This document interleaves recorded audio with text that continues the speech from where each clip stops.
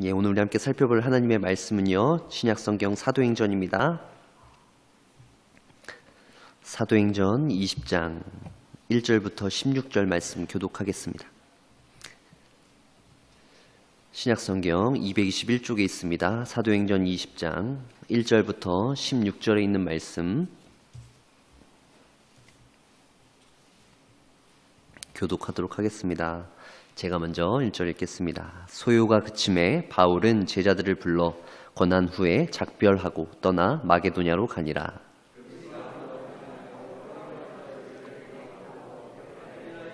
거기 석 달 동안 있다가 배 타고 수리아로 가고자 할 그때 유대인들이 자기를 해하려고 공모함으로 마게도냐를 거쳐 돌아가기로 작정하니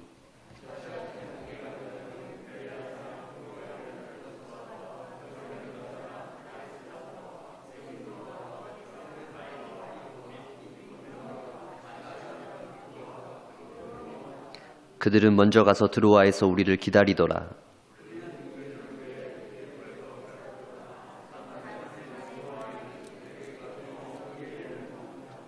그 주간의 첫날에 우리가 떡을 떼려 하여 모였더니 바울이 이튿날 떠나고자 하여 그들에게 강론할세 말을 밤중까지 계속하매 유두고라 하는 청년이 창에 걸터 앉아 있다가 깊이 졸더니 바울이 강론하기를 더 오래 하매 졸음을 이기지 못하여 3층에서 떨어지거늘 일으켜 보니 죽었는지라.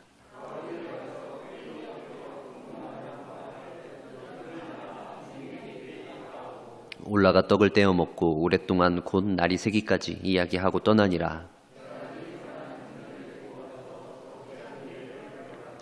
우리는 앞서 배를 타고 앗소에서 바울을 태우려고 그리로 가니 이는 바울이 걸어서 가고자 하여 그렇게 정하여 준 것이라.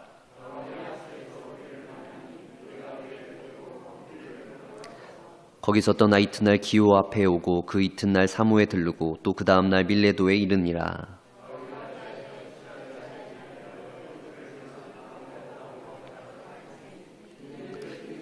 오순절 안에 예루살렘에 이르려고 급히 가미러라. 아멘. 바울이 이제 3차 전도 여행의 중심지로서 그 에베소에서 사역을 마무리하고요.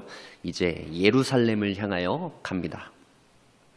사도행전 19장 21절 말씀 보시면 이 일이 있은 후에 바울이 마게도냐와 아가야를 거쳐 예루살렘에 가기로 작정하여 이르되 내가 거기 갔다가 후에 로마도 보아야 하리라 하고, 바울은 예루살렘이 최종 목적지가 아니었어요. 바울은 예루살렘에 들렸다가 로마까지 가려고 마음을 먹고 있었습니다.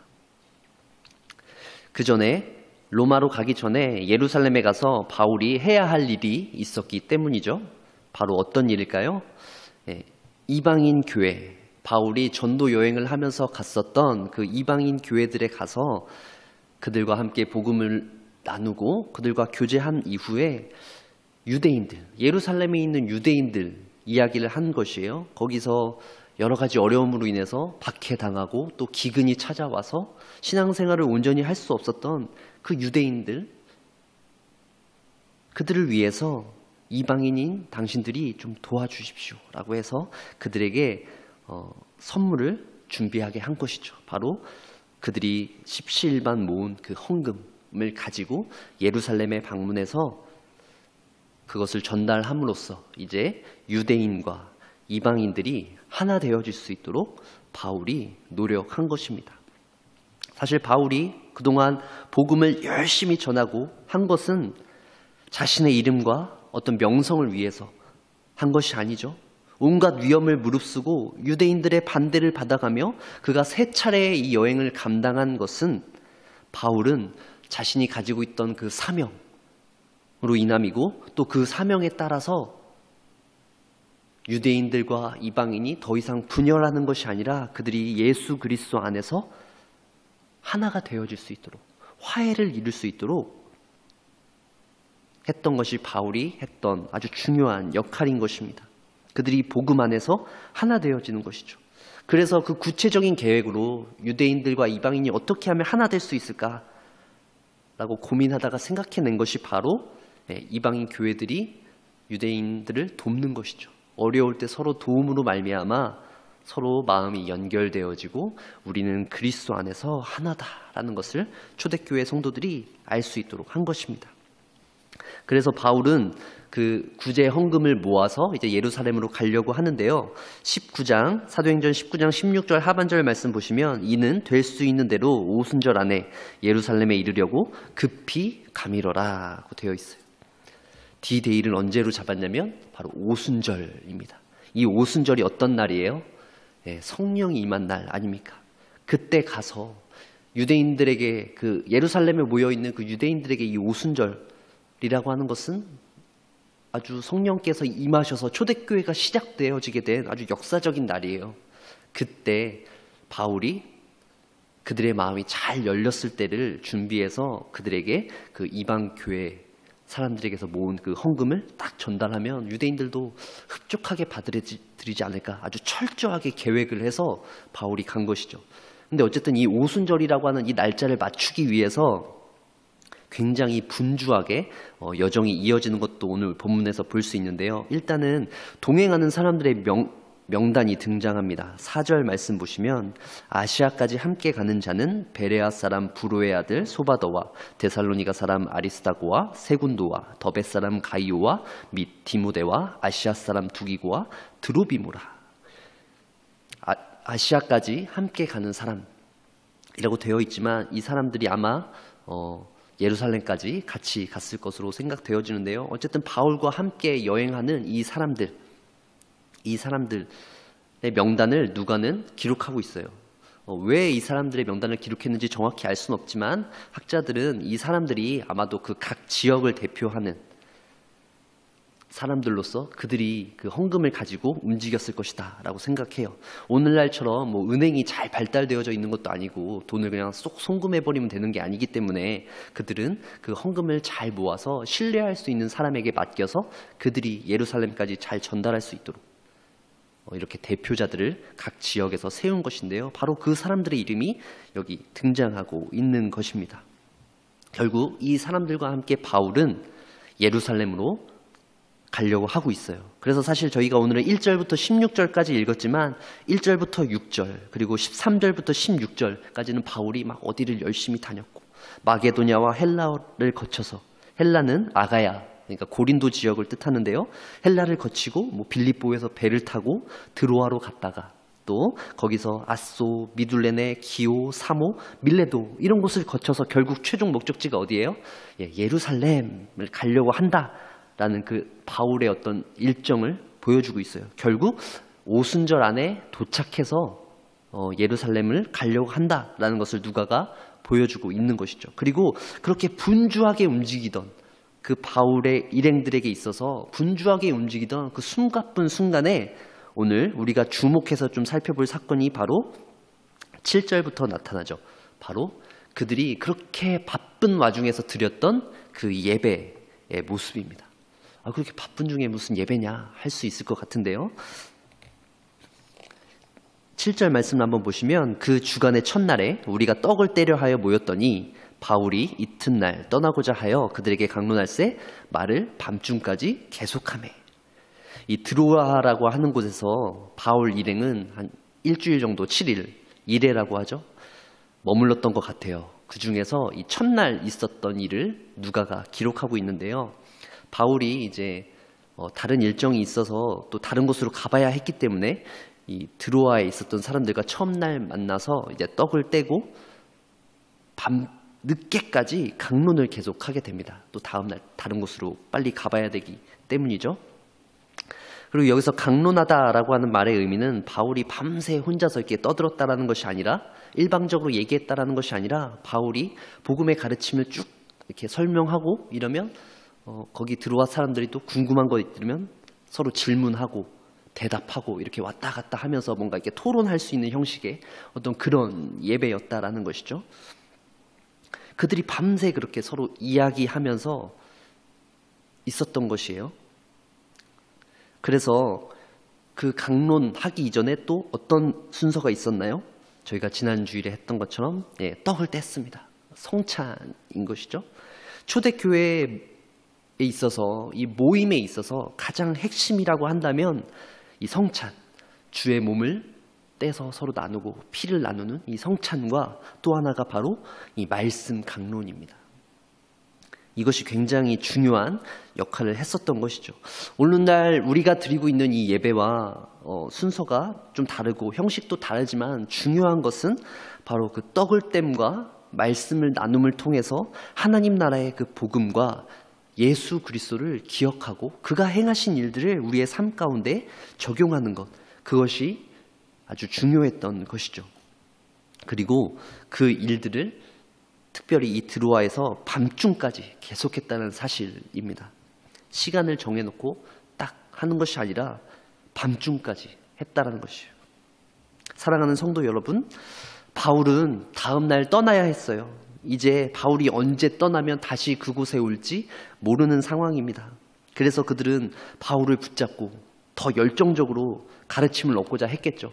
바울이 나중에 또 올 수 있으면 다음을 기약하면서 이 정도만 합시다 하고 그만할 수 있는데 그것이 아니잖아요.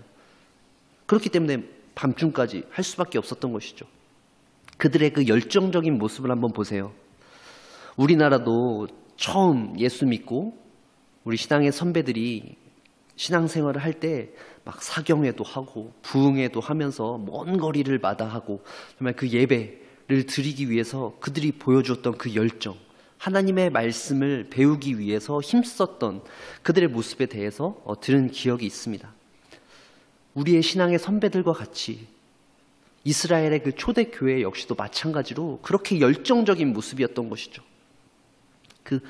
그때 아니면 기회가 없었던 것이에요. 물론 바울이 가고 나서도 다른 제자들을 통해서 말씀을 나누고 할 수 있었겠지만 그래도 바울이잖아요. 이 바울이라고 하는 사람이 가르쳐주는 그 가르침에 대한 열정, 사모함이 있었던 것이죠. 그래서 밤이 새도록 그들이 그렇게 서로 바울이 강론하면 질문하고 대답하고 막 이렇게 열정적으로 예배를 드렸던 것입니다.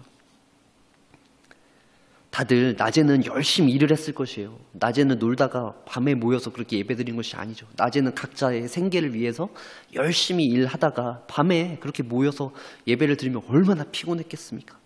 그런데도 시간 가는 줄 모르고 계속해서 그렇게 예배를 드렸다는 게 잘 상상이 가지 않는데요. 그들에게 있는 그런 열정적인 모습, 그게 과연 초대교회이기 때문에 또 우리나라에도 처음 신앙생활을 시작했던 그 신앙의 선배들에게만 있었던 모습일까요? 그러한 열정이 우리들에게는 있을 수 없는 것일까요? 뭐 시간이 많이 흐르고 상황이 변했기 때문에 우리는 굳이 그럴 필요 없다라고 생각이 드는 것일까요? 우리는 오늘날 우리가 드리고 있는 이 예배, 그리고 드로아 사람들과 바울 일행들이 드렸던 그 예배를 한번 주목해서 보아야 합니다.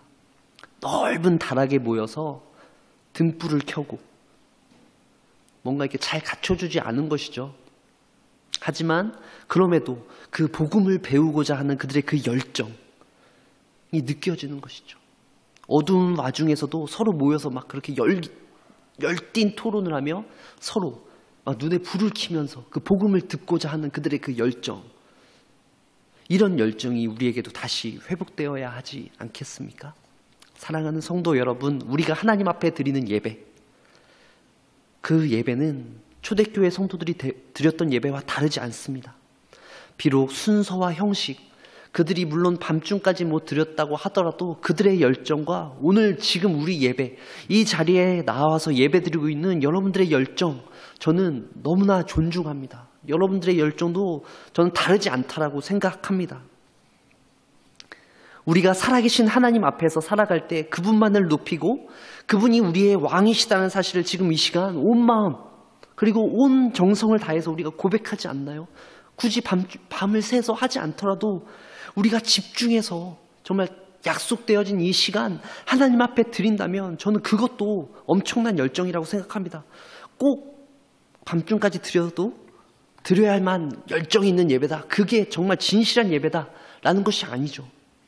우리가 단 한 번 드리는 이 예배를 통해서라도 우리가 하나님 앞에 얼마나 겸손히 엎드리느냐, 우리가 하나님 앞에 얼마나 낮아진 모습으로 나아오느냐라고 하는 우리의 그 어떤 태도, 우리의 마음가짐, 그것을 하나님께서 아시기 때문에 하나님께서는 그 모습을 보시고 우리에게 칭찬하시고 우리를 격려하실 것이라는 사실입니다.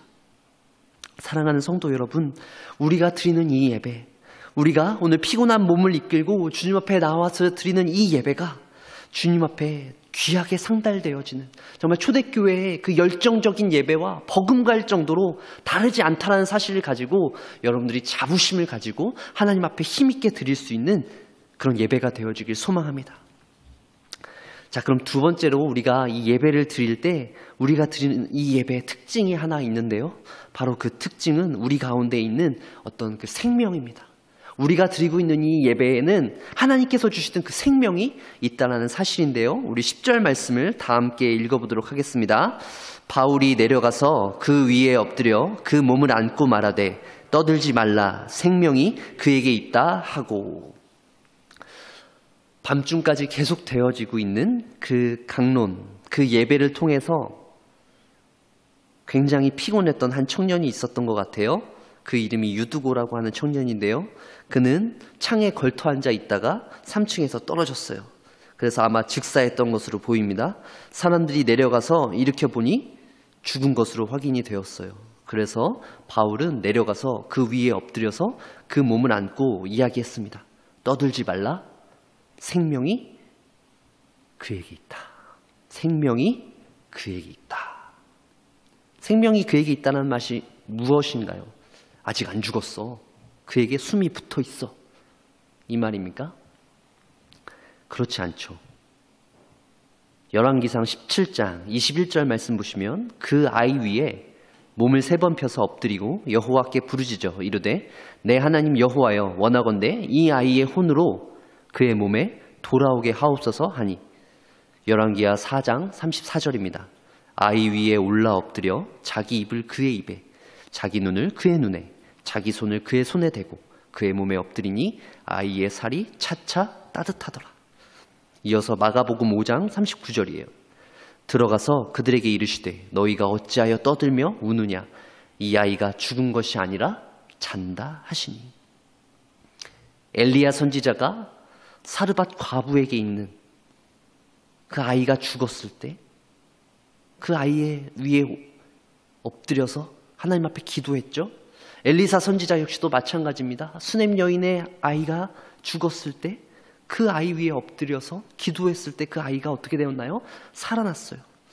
예수님도 마찬가지입니다. 야이로의 딸이 죽었을 때 가서 그 아이를 안고 기도하셨을 때 그가 살아나게 되었던 것이죠. 바울 역시도 마찬가지입니다. 유두고라고 하는 청년이 죽음을 경험하였을 때 바울은 그의 위에 엎드려 그를 위해서 기도했을 때 그가 다시 살아나게 된 것입니다. 사랑하는 성도 여러분, 떡을 떼며 열정을 다해서 예배하는 이 공동체에게 죽음이 웬 말입니까? 죽음은 어울리지 않죠. 하지만 하나님께서는 그 공동체에게 죽음을 경험하게 하십니다. 그리고 그들에게 바로 생명이 여기 있다. 생명은 바로 이것이다. 살아있다라는 것은 바로 이것이다 라고 말해주고 있어요. 졸고 있던 유두고를 책망하는 것이 아니라 하나님께서는 그에게 있는 생명, 그가 다시 살아나게 된 그 생명을 주목하게 하고 있는 것입니다. 사랑하는 성도 여러분, 우리가 들어야 할 예배, 우리가 예배를 드림으로써 주목해야 할 것은 죽음에서 그치는 것이 아니라 죽음을 넘어선 생명입니다. 죽음 이후에 우리에게 주어진 새로운 생명이라는 것이죠. 우리는 모두 죄로 인해서 죽을 수밖에 없었지만 우리는 다시 살아나게 되어주실 것입니다. 우리는 예배를 통하여서 죽음을 경험하는 것이 아니라 예배를 통하여서 세워지는 생명을 경험할 수 있어야 하는 것입니다. 우리의 예배는 살아있는 것입니다. 우리의 예배는 죽어있는 것이 아니라 우리의 예배를 통해서 우리는 생명을 경험해야 하는 것이죠. 하나님께서 우리의 예배를 보실 때, 하나님께서 예배를 드리는 우리 각 사람의 심령을 통해서 하나님께서는 어떠한 모습을 보고 계실까요?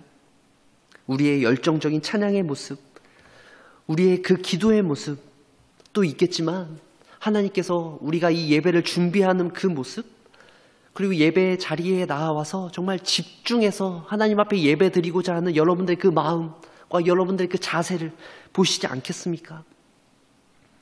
예배를 드릴 때 우리가 힘들고 어려운 순간들이 너무나 많이 있지만 정말 어쩔 수 없이 이 예배의 자리로 나올 때도 정말 너무나 많이 있지만 예배에 집중하지 못해서 하나님 앞에 죄송한 마음이 들 때도 참 많이 있지만 그럼에도 불구하고 우리가 드리고 있는 이 예배가 하나님 앞에 그 붙들림 받은 하나님께서 붙잡고 계신 그 생명에 참여하는 그 예배라는 사실을 우리가 깨달을 때 비록 우리가 막 눈물을 흘리고 이 예배를 통해서 마음에 엄청난 감동이 쏟아지지 않더라도 우리가 이 예배에 참여함으로 말미암아 하나님의 생명에 우리가 접붙임 바 된 것이라는 사실을 우리가 기억했으면 좋겠습니다. 우리에게 있는 그 생명이 우리 가운데 있다는 사실, 하나님의 그 생명에 우리가 참여하고 있다는 그 사실을 우리가 기억하길 소망합니다. 이 생명 있는 예배, 생명력 넘치는 예배를 말씀드리면서 제가 한 가지 말씀드리고 싶은 것이 있어요. 제가 예전에 그 교회를 섬길 때 제가 자랐던 교회인데요. 그 교회 화단에 그 꽃이나 이런 나무들을 심어야 했어요. 그래서 이제 화분을 사고 꽃을 사러 이제 여러 군데를 돌아다녀서 이제 막 심고 그랬죠. 뭐 저 혼자 한 것은 아니고 이제 다른 분들과 집사님, 장로님, 목사님들과 함께 했어요. 그래서 저는 뭐 도시에서 자랐기 때문에 무슨 나무가 무슨 나무인지도 잘 모르고 하지만 그냥 심으라고 하니까 가서 열심히 삽질하고 물 주고 뭐 이제 이렇게 했는데 그러다가 어느 날 어느 곳에 가서 이제 그 화분을 사고 했는데 그 화분집 사장님이 그 팥배 나무라고요. 저도 그때 처음 알았는데 팥배 나무 이 가지 이렇게 한쪽 떨어져 나간 것을 저에게 주시면서 그냥 이거 키우기 어려운데 한번 키워보세요 라고 이렇게 해주시더라고요. 그래서 이걸 나한테 왜 주시지? 약간 이러면서 일단 주니까 어떻게 버릴 수 없잖아요. 그래서 이제 잘 가지고 왔습니다. 그래서 다른 나무들 이제 막 묘목들 가지고 와서 잘 심고 저쪽 화단 저 구석에 아무도 모르는 곳에 저만 아는 곳에 가서 그 가지를 되게 얇은 가지였는데요. 그 가지를 심었어요. 그래서 뭐 전 잘 돌보지도 않았습니다. 그런 거 잘 할 수가 없어서 처음에는 막 애정을 갖고 가서 했는데 나중에 이게 시간이 지나면서 보니까 그 자라지 않을 것만 같던 그 가지가 조금씩 움이 트고 싹이 돋고 이런 모습을 봤어요. 처음 경험했습니다. 저는 뭐 그런 것을 길러보고 뭐 이런 적이 없어서요. 하지만 그 모습을 보면서 이 생명이 자라난다라는 것, 그 정말 미물이지만 뭐 화로처럼 그리고 어떤 동물처럼 막 펄떡펄떡 뛰진 않지만 이렇게 막 눈에서 변화하는 것이 그렇게 오랜 시간 동안 보일 때 그 작은 가지에 있는 그 생명력을 저는 느꼈거든요. 우리도 마찬가지라고 생각되어집니다. 하나님께서 여러분에게 주신 그 생명, 우리의 육체적인 생명과 우리의 영혼의 생명이 있지만 하나님께서 우리에게 주신 그 생명이 있잖아요. 우리가 이 예배를 드릴 때마다 하나님 앞에 나올 때마다 하나님께서 내게 주신 그 귀한 그 생명이 내게 살아있음이, 내가 이 세상 가운데 여러 가지 어려움 가운데 참 지치고 힘들지만 여러 가지 어려움 때문에 피곤하지만 하나님 앞에 나와서 예배할 때 나에게 있는 그 생명, 하나님께서 내게 주신 그 생명, 그로 인하여서 내가 참 기쁨을 얻고 소망을 얻고 다시 세상 가운데 살아나갈 힘을 얻게 되는 것 아니겠습니까? 우리의 생명이 바로 그런 것 아닐까요? 막 우리가 건강한 육체를 가지고 있고 막 활력 있는 영성을 가지고 있는 것 아니더라도 우리에게 주어진 이 하루를 살아갈 때 하나님께서 우리에게 주신 그 생명으로 말미암아 감사하고 기뻐함으로 인해서 우리가 하나님 앞에 더욱더 우리의 생명이 힘차게 살아갈 수 있도록, 더 생명력이 있을 수 있도록 우리가 기도하며 그러한 것들을 확인하면서 나아갈 수 있는 것이 바로 우리 이 예배의 자리가 되어지길 소망합니다. 초대교회의 성도들, 오늘 우리가 본문을 통해서 이 드로아에서 바울의 일행과 그 사람들이 드렸던 그 예배, 하나님께서 주신 그 생명을 확인했던 그 예배, 죽음을 넘어 새롭게 살리시는 그 하나님의 생명을 회복했던, 경험했던 그 예배가 앞으로 우리 멸류관교회 모든 성도님들이 드리는 그 예배 가운데 확인되어지길 소망합니다. 그저 아무런 의미 없이 드려지는 예배가 아니라, 습관처럼 드려지는 예배가 아니라, 이 예배를 통해서 우리가 하나님의 그 생명을 확인하고 살아갈 수 있는 저와 여러분들 되어주시길 간절히 소망합니다. 하나님께서 그런 은혜를 우리에게 충분히 부어주시길 간절히 소망합니다. 기도하겠습니다.